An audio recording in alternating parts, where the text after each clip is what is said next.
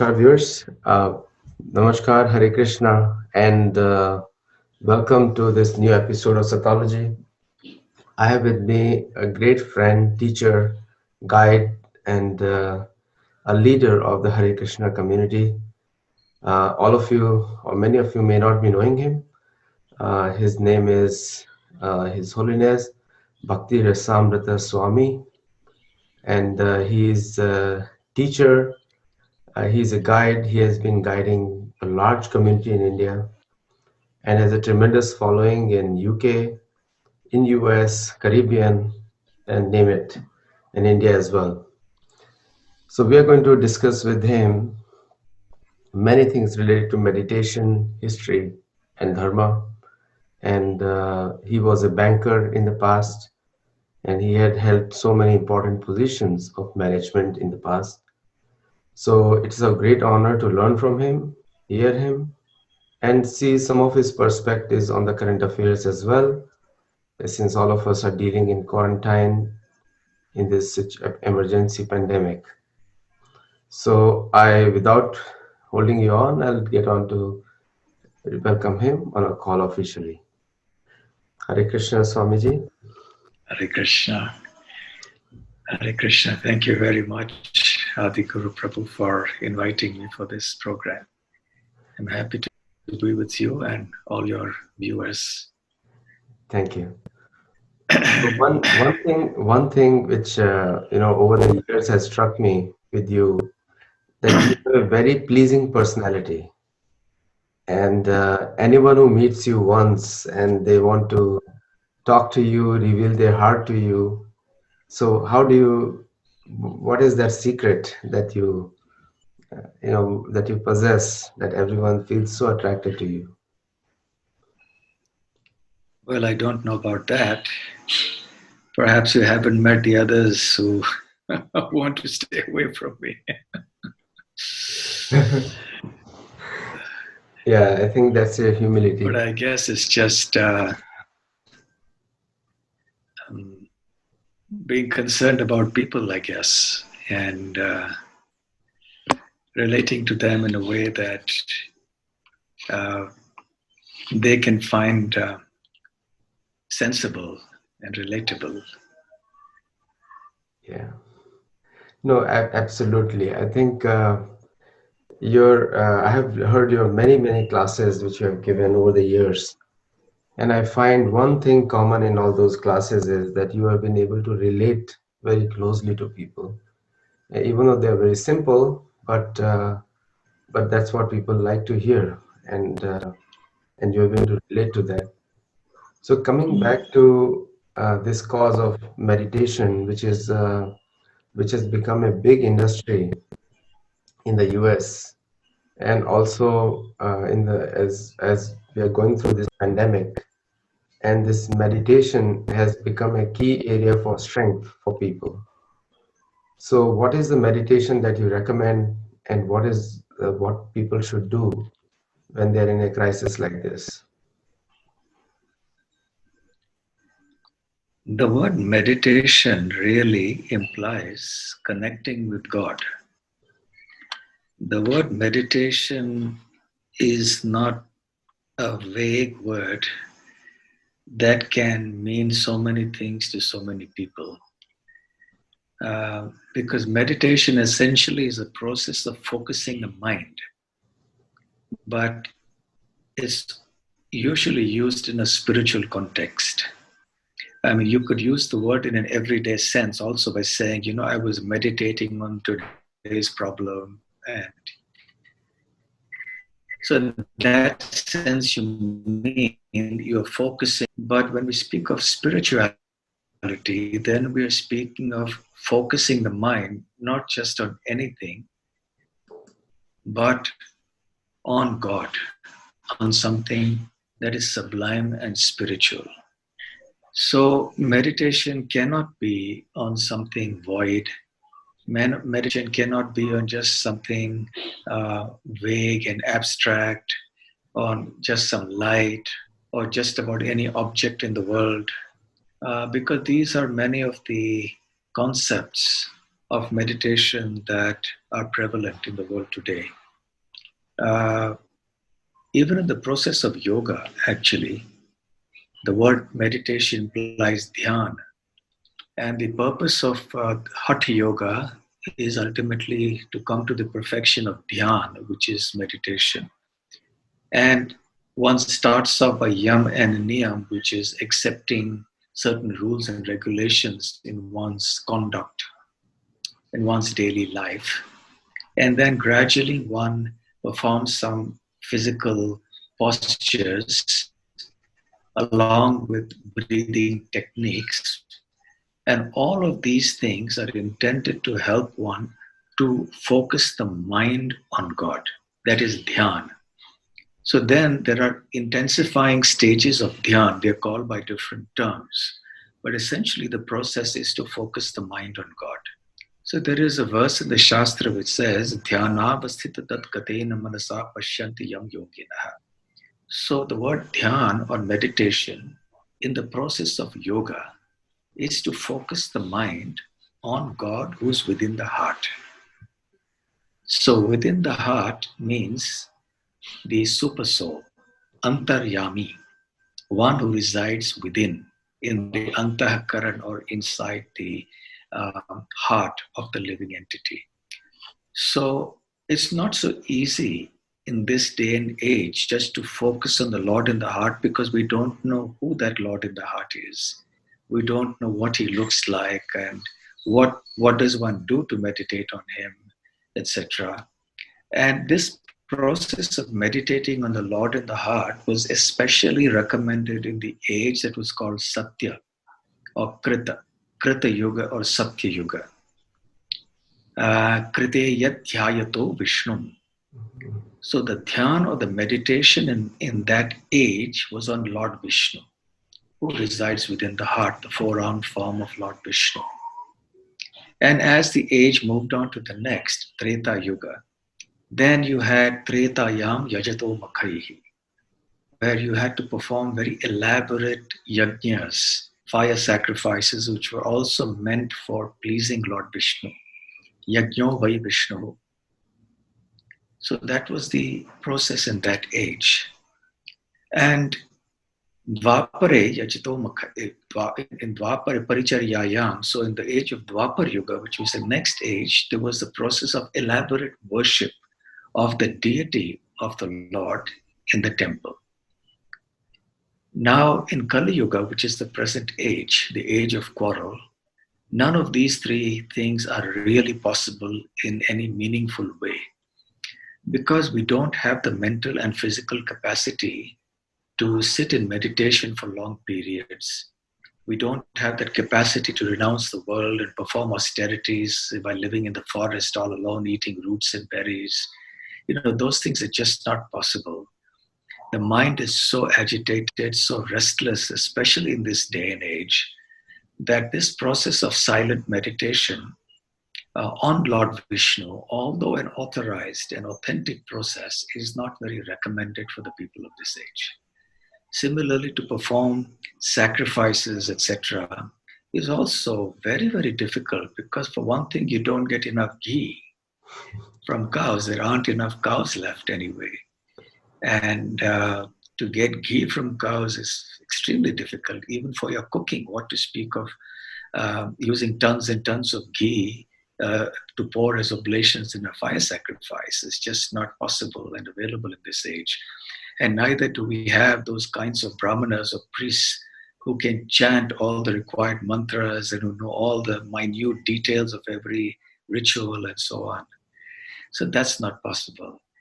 And then as far as elaborate worship of the deity is concerned, that also is very difficult, because building a large temple and then maintaining it, ensuring a very high standard of worship of the deity with elaborate offerings and so on, is very difficult, because it takes a lot of money to do that. And only perhaps a few institutions can manage to do something like that. But for the common person, it's very hard. So therefore the Srimad Bhagavatam says, Kalo tad Hari Kirtanat, that in this day and age in Kali Yuga, the same benefit that was achieved in the previous ages by meditation, performance of sacrifices, and by elaborate worship of the deity can be achieved merely by the process of Hari Kirtan. Hari is Lord Vishnu or Lord Krishna. Kirtan means to glorify. Kirtayati. Kirti means glory. Yes. So to chant the glories of Lord Hari or Lord Krishna by reciting his pastimes, his messages as in the Bhagavad Gita, and hearing his pastimes as in Srimad Bhagavatam, and also chanting his names. And specifically in this age of Kali, the process of congregationally chanting the names of Lord Krishna is recommended as the topmost meditation. It's the easiest, most sublime, and most effective way of focusing the mind on God. So the auditory sense, the ears, are the most important things for us more than the eyes. So we have to meditate through the ears. Yes. No, you made a very fabulous point, and it's going to logically resound in many people. But today's society is divided in dogmas. Like there is a dogma, it's a very ritual-driven, dogmatic society where sometimes the brain is kept outside, and the meditation is thought of a very vague topic. Now, you explained meditation very, very nicely in a very scientific way. So my question to you is, so for a person who is just starting on this process or coming to Sanatana Dharma, Krishna consciousness, or colloquially we call it Hinduism, from a background, and I'm even talking about the Indians who have never been coming to this area. So for these new people, how do they can begin that process of meditation in their personal lives? It's very simple actually. It just needs the right company. If you want to get familiar with any subject or excel in a particular field, then the easiest way to do that is to keep company of those who are absorbed in that activity and who have experienced the ways of that activity. And in Sanskrit, it is called satsang. Satsang. Sat means the truth, that which is eternal, and that's the title of your program, Sattology, right? Sat. So I presume that Sat indicates the same thing. And Logos, by the way, means science. So what I presume you mean by your title is the science of the truth. Correct. Science of the truth. Yes, Sattology. Right. That's right. So we need Satsanga. Sangha means the company or the association, and Sat means the truth. So the most important thing is to somehow or the other get connected to those who are seriously devoted to the process of Krishna consciousness or Sanatana Dharma, and then it becomes very easy. Yes. So this is the one most important thing that we can do. So one of the arguments, so like you put it very correctly, Sattology means the science of the truth. And another, the meaning of it is an antonym of mythology, which is the science of the myth, which is imaginary. So when we say Ramayana and Mahabharata, so there are many things in the US. There are a lot of closet Hindus. So they are practicing. They have love for Shiva, they love for Ganesha, and they have love for Krishna also, but they don't express themselves because there is a general propaganda that there are no books of Hindus. And when we look at our scriptures, then we have Ramayana, we have Mahabharata, we have Srimad Bhagavatam, we have Bhagavad Gita, like books. We have so many books that others cannot even count.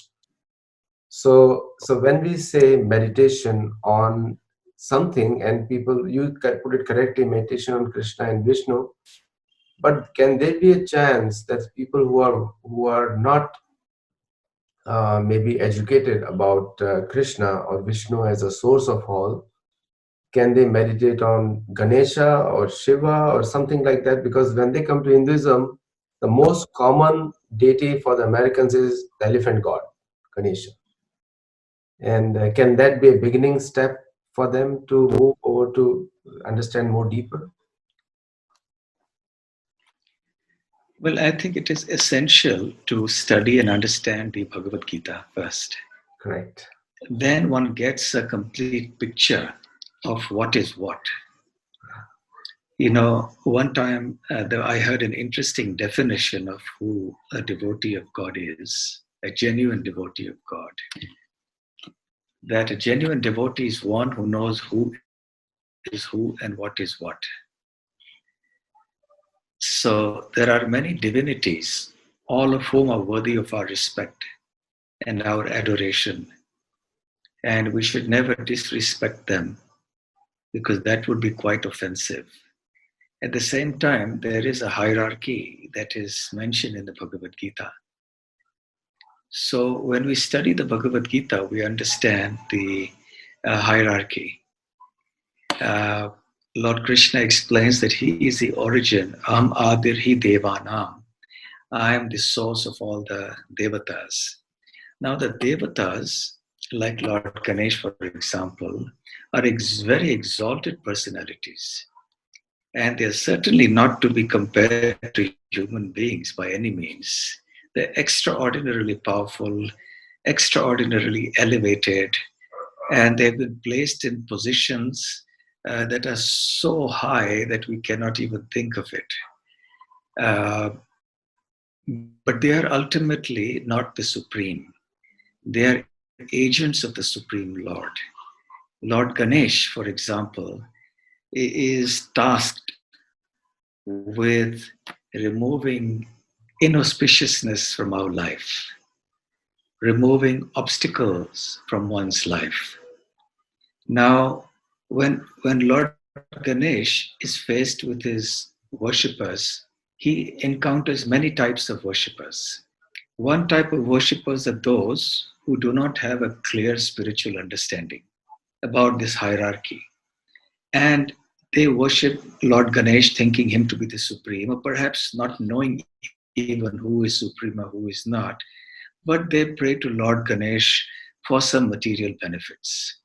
They want some impediments from their path of material progress to be cleared. So then Lord Ganesh reciprocates with them because that is the mood in which they have approached him. However, a devotee of Lord Krishna also will approach Lord Ganesh. But he will approach Lord Ganesh not with a materialistic motive. He will not go to Lord Ganesh and say, please remove the obstacles in my path to getting my business contract. Or please remove my obstacles from the path of getting a good husband or a good wife, or from becoming a famous person, or from winning the elections, or whatever it may be. So a genuine spiritualist or a devotee will certainly try to be very respectful to and please Lord Ganesh. And he will approach Lord Ganesh as well. But he or she will approach Lord Ganesh and say, please remove the obstacles in the path of my devotion to Lord Krishna. So that will please Lord Ganesh very much. Now, And he will then bestow his heartfelt blessings. coming back to your own personal life, little bit, and we're going to continue this series. And the thing which comes to my mind is a meditation on Ram as one of the next interviews. That how we can bring that forth, meditation on Bhagwan Ram. So, is there any funny episode in your life which had really when you see the confusion of many of the communities, any funny incident comes to your mind when somebody asked you a question on your that why you did not marry, and why you gave up that position, and you accepted a renounced order of life. So that will inspire our viewers a lot.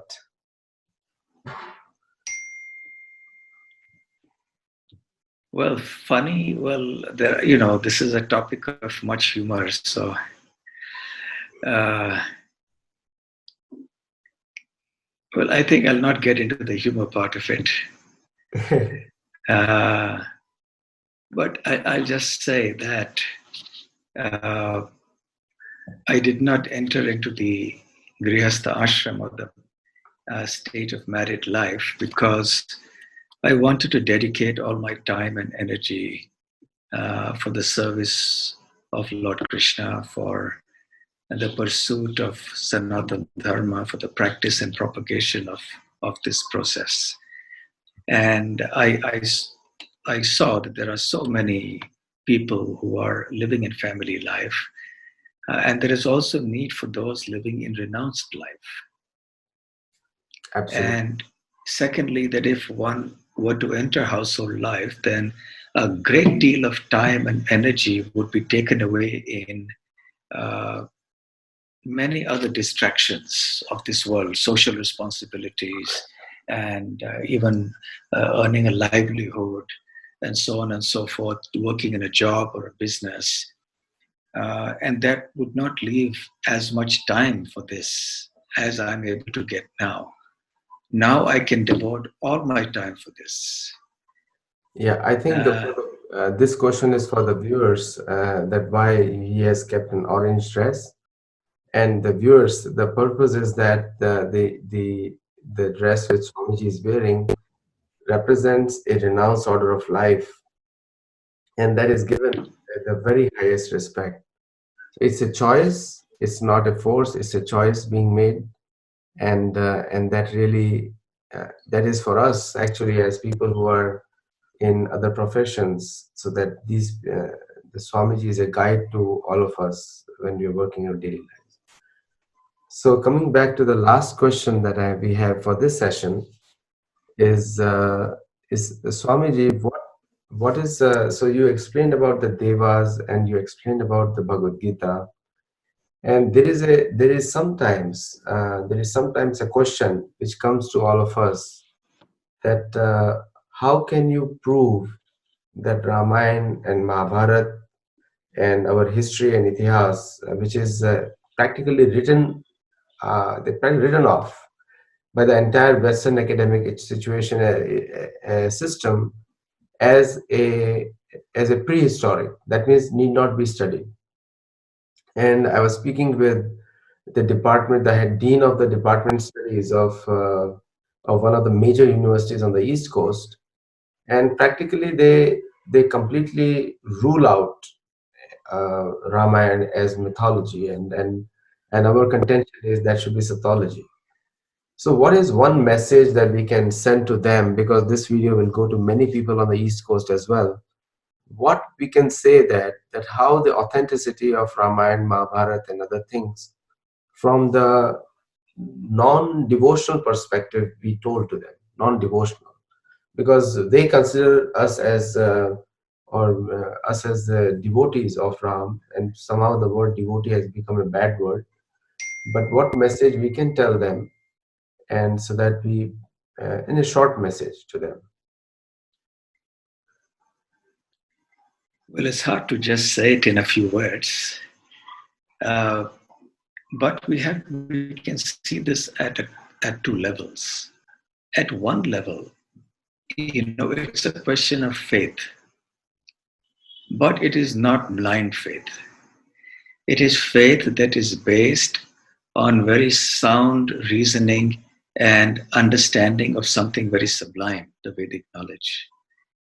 When one understands the nature of spiritual knowledge and how it is revealed from time to time, when one looks at texts like the Bhagavad Gita and the Ramayana and the Mahabharata and the Bhagavatam and the Upanishads, one understands how exalted and pure they are. Then one tends to have faith that what they are saying is true. So that is how faith develops, by a deeper and deeper impartial look at what the scriptures say when it is received in a bona fide disciplic succession.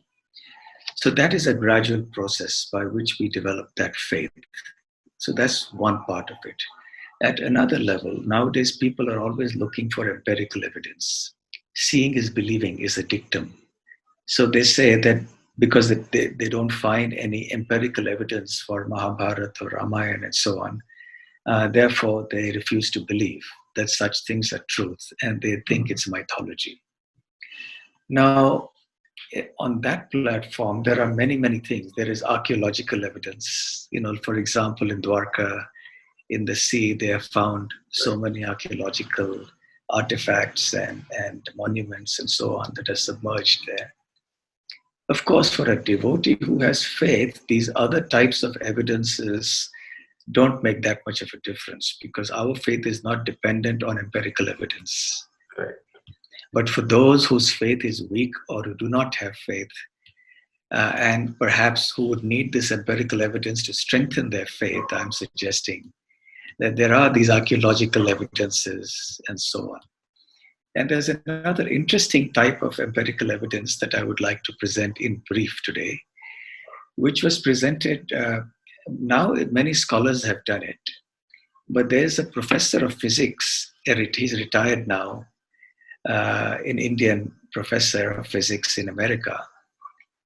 And he took a software, a planetarium software, and he applied it to all the different events and dates that were mentioned in the Mahabharata, particularly wherever the positions of the stars and the constellations and the planets were mentioned, the configurations. At numerous instances, the planetary positions and configurations are mentioned. Just like we would say such and such episode happened in 1945 on June 30th. So for important events, they would describe when such and such planet was in this constellation, and when this moon was in this constellation, the sun was in this constellation, and such planets they were together in the same constellation, and so on. So there are many such astrological or astronomical, I should say, references. Mm-hmm. So he has put together a list of such references, number one. Number two, he has also then studied the time difference between certain episodes as mentioned in the text itself. For example, from the time the Battle of Kurukshetra ended till the time the Pandavas retired and went into the forest and Lord Krishna departed, it was about approximately 36 years. Yes. 35 to 36 years. Yeah. So then, now there are planetary configurations mentioned at the time of the end of the Battle of Kurukshetra. There are also planetary configurations mentioned at the time when the Pandavas retired into the forest, when Krishna also disappeared from this world. So the time frame as mentioned in the text itself. Right. And from the planetarium software, you bring out the list of all the possible dates when all these configurations could have happened. Yes. Say the one set of configurations when certain planets was in a certain constellation, you find all the possible dates in the last whatever number of years when that was there. Similarly, for the next one, you find all the possible dates. And then you compare these things to find out which ones have a gap of 36 years, right? And then you'll find, and all these different softwares come up with exactly very, very similar ideas. There are some differences. So it shows that this is not just some hoax, because obviously when Vyasadeva wrote the Mahabharata, he didn't concoct these configurations. Right. He didn't think that after 5,000 years, people are going to come up and test it out. So I better give them a configuration that was valid at this time, at such and such time. So by checking out this, you can actually precisely point out into the Mahabharata war happened, and so on and so forth. So this is a very interesting form of verification, and there are numerous other such things. No, But my this was just a brief comment on this. Very interesting. no, we will definitely. I wrote my first book, Sattology, Debunking Mythology, which I have put all these dates out, and so we will definitely cover this in detail next time. But one thing I must tell to my viewers that the Vedic sciences are very scientific, and they have a proven track record in helping us in every possible way. And because they have a proven track record, so they cannot be mythology. So the entire mythology business and propaganda against the Vedic culture or the Hinduism or whatever you call me, Krishna consciousness, Sanatana Dharma is all fake. And we can debunk that. Now, for all of us viewers, and I really thank you for seeing this session. There are more to come. We'll work on meditation on Ram, meditation on Shiva, meditation on Ganesh, and in keeping in mind the Vedic or the message of core Bhagavad Gita. And still then, keep watching Sattology and see more historical discussions. And shortly, you will see a lot of proof on existence of Mahabharata and also a lot of other proofs which are already there. And thank you, Bhakti Maharaj, for your wonderful talk and your pleasing personality. Thank you. I'm sure the viewers will again will start following you more in big numbers. Thank you. Thank you very much. And I would applaud your initiative to spread Sanatana Dharma everywhere. Congratulations. Thank you. Thank you. Thank you. Hare Krishna.